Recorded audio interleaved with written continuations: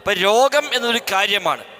ആ രോഗം ഉണ്ടാവുക എന്നതിനെ അല്ലാഹു തആല വ്യത്യസ്ത കാരണങ്ങളുമായി ബന്ധിപ്പിച്ചുകൊണ്ടാണ് ദുനിയാവിൽ വ്യവസ്ഥപ്പെടുത്തിയത്. ആ കാരണങ്ങൾ പലതുമാവാം. ഇപ്പം വീണു, കൈയൊടിഞ്ഞു, അതൊരു കാരണമാണ്. എല്ല് പൊട്ടാൻ അള്ള വെച്ച സിസ്റ്റമാണെന്ത്? ഒരു വലിയ ഊക്കിൽ വീണ് കഴിഞ്ഞാൽ നമ്മളെ എല്ല് പൊട്ടും. അത് അള്ള വെച്ച വ്യവസ്ഥയാണ്. ഞാൻ അള്ളാഹിൽ തവക്കുലാക്കിയത് ബിൽഡിങ്ങിനെ മുകളിൽ ചാടിയാലോ പൊട്ടാൻ നിൽക്കുമോ? ഇല്ല. ഒരാൾ മുകളിൽ നിന്ന് ചാടി, ഞാൻ തവക്കുലാക്കിയിട്ടുണ്ട്, എൻ്റെ കയ്യും കാലം പൊട്ടൂല, അത് കണക്കാക്കിയത് ഉണ്ടാവുള്ളൂ. അത് തവക്കുലല്ല.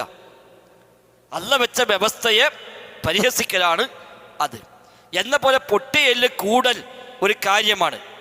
ആ കാര്യത്തെ അല്ലാഹു തആല ഒരു കാരണവുമായി ബന്ധിപ്പിച്ചിട്ടുണ്ട്. അത് പല എല്ലിലും പല കാരണമാണ്. കൈയൊടിഞ്ഞാൽ അത് ബാൻഡേജ് ഇട്ട് ചുറ്റിത്തരും.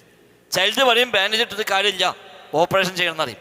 ചൈൽഡ് പറയും ഓപ്പറേഷൻ സാധാ പോലെ ഒരു കമ്പി വെച്ചിട്ട് ഓപ്പറേറ്റ് ചെയ്യണം, പിന്നെ 6 മാസം കഴിഞ്ഞിട്ട് ആ കമ്പി എടുത്ത് ഒഴിവാക്കി അടുത്ത ഓപ്പറേഷൻ വേണം. എന്നാൽ ഭാര്യയിൽ കുട്ടിയാലോ എന്താ പറയുക?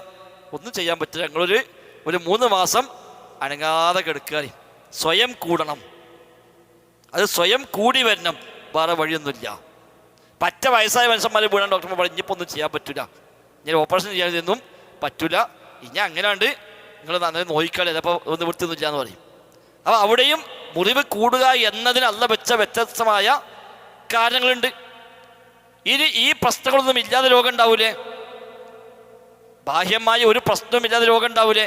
രോഗം ഉണ്ടാവും. കാരണം രോഗം ഉണ്ടാകാൻ അള്ള വെച്ച സബബുകളിൽ ഒന്നാണ് പരീക്ഷണം. അത് സബബാണ്. ഒരു പരീക്ഷിക്കാൻ വേണ്ടി അത് രോഗം കൊടുക്കുന്നു. അപ്പം ചിലപ്പോൾ ടെസ്റ്റ് ചെയ്താൽ ഒരു പ്രശ്നവും കാണൂല. എല്ലാ ടെസ്റ്റും നടത്തി എല്ലാവരും പറയും ഒരു ടെസ്റ്റിലൊന്നും ഒരു കുഴപ്പവും കാണില്ല, എന്താ നമുക്കറിയില്ല. അതൊരു സബബാണ്. രോഗം മാറാനും ഇതേപോലെ തന്നെയാണ്. ചിലപ്പോൾ ഒരു ചികിത്സ ഇല്ലാതെ ചില രോഗങ്ങൾ മാറിപ്പോകും. എല്ലാ ചികിത്സയും ചെയ്താലും ചില രോഗങ്ങൾ മാറാതെ പോവുകയും ചെയ്യും. അപ്പം അവിടെ രോഗം മാറാൻ അള്ള വെച്ച മറ്റൊരു വ്യവസ്ഥയാണ്. ചിലപ്പോൾ ദുആ ഒരു സബബാണ്. രോഗം മാറാൻ അള്ള വെച്ച മറ്റൊരു സബബാണ് ദുആ. ദുആ ചെയ്താൽ രോഗം ശിഫയാകും. ദുആ ചെയ്താൽ കാര്യങ്ങൾ എളുപ്പമായി കിട്ടും. കാരണം അത് സബബാണ്.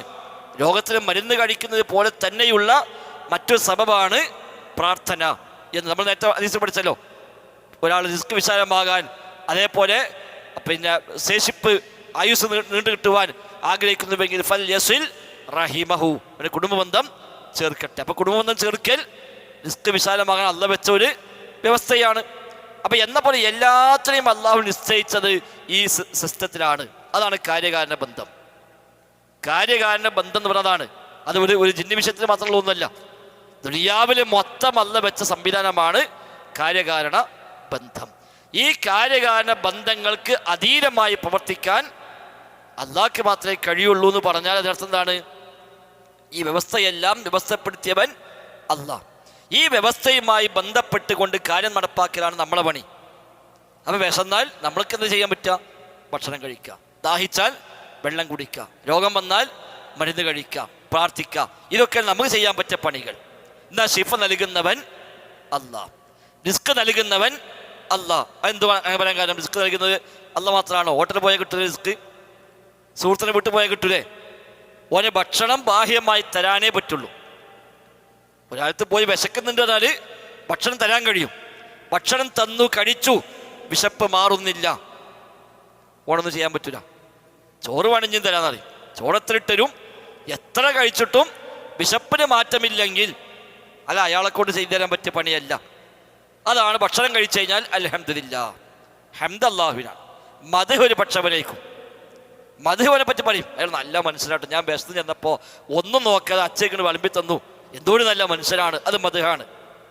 മദ്ഹ് മറ്റവർക്കുണ്ടാവും. ഹംദ് അല്ലാഹുവിനാണ്. ഭക്ഷണം അയാൾ തന്നാലും അൽഹംദുലില്ലാ എന്നല്ല, നിനക്ക് സ്തുതി എന്നല്ല, അള്ളാഹ്ക്ക് സ്തുതി.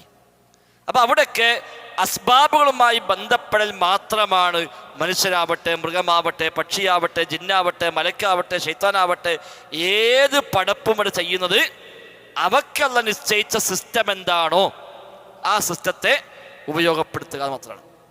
ആ സിസ്റ്റം ഉപയോഗപ്പെടുത്തിയാൽ കാര്യമുണ്ടാവൽ നിർബന്ധമുണ്ടോ? നിർബന്ധമില്ല. സബബുകൾ കൊണ്ട് മുസബ്ബബാത്ത് ഉണ്ടാകണമെന്നില്ല. സബബ് മുസബ്ബബാത്ത് എന്ന് പറയാം കാര്യകാരണങ്ങൾ. കാരണമുണ്ടായാൽ കാര്യമുണ്ടാവൽ നിർബന്ധമുണ്ടോ? ഇല്ല. മനസ്സിലായിട്ടില്ല? ശ്രദ്ധ പോയി. കാരണമുണ്ടായാൽ കാര്യമുണ്ടാവൽ നിർബന്ധമാണോ? അല്ല. ആണെങ്കിൽ മരുന്ന് കഴിച്ചാൽ എല്ലായിടത്തും മാറണം. മരുന്ന് കഴിക്കാതെ കാരണമുണ്ടായി, മരുന്ന് കഴിക്കാതെ കാരണമുണ്ടായി രോഗം മാറുക എന്ന കാര്യം ഉണ്ടാകണമെന്നില്ല.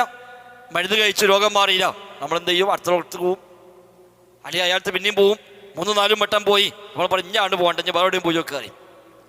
അപ്പം എന്നാൽ കാരണമുണ്ട്, പക്ഷെ കാര്യം നടക്കുന്നില്ല. അപ്പം കാരണം എന്നത് കാര്യത്തെ നിർബന്ധമാക്കുന്നില്ല. അതിനെ കൂടെ അള്ളാഹുവിൻ്റെ ഉദ്ദേശം മശീഅത്ത് കൂടി വേണം.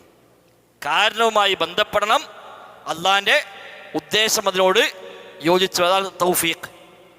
ഈ കാര്യകാരണ ബന്ധവും അള്ളാഹിൻ്റെ ഉദ്ദേശം കൂടെ ഒപ്പം വന്നാലാണ് കാര്യം അവിടെ ഉണ്ടാവുക. അള്ളാഹിൻ്റെ ഉദ്ദേശമില്ല, കാരണമുണ്ടായി എങ്കിൽ കാര്യം നടക്കൂല.